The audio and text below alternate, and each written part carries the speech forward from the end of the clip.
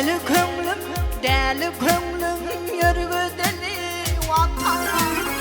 Aygılay vatana. Onunla bir de gidiyorlar.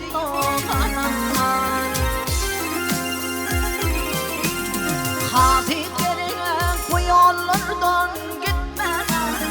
Aygılay yürüme.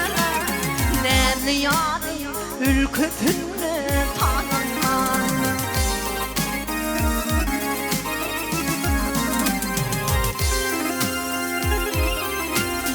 Gülüm gülüm sen eyledin gülünce. Aygılay gülünce. Yüz ağladım bir şad olayım gülünce.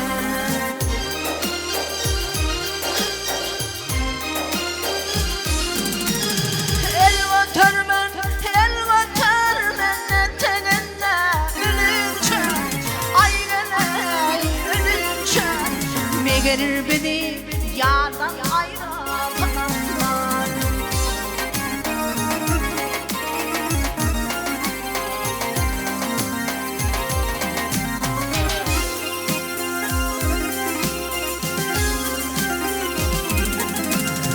Ajalım yetişip peymana doğru.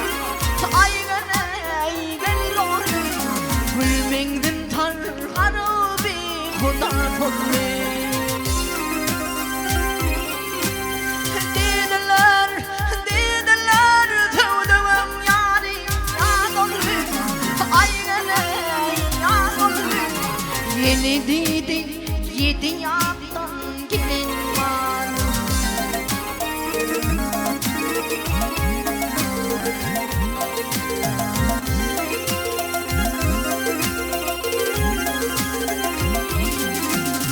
Aşık emra giriftandır önüne.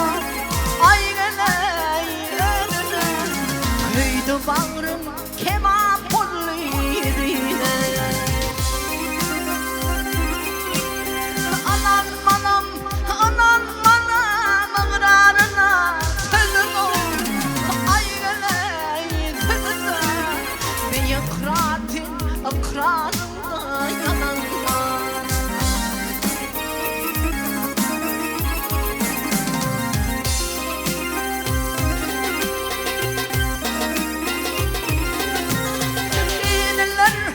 Dediler tövdüm yarim ya dollu.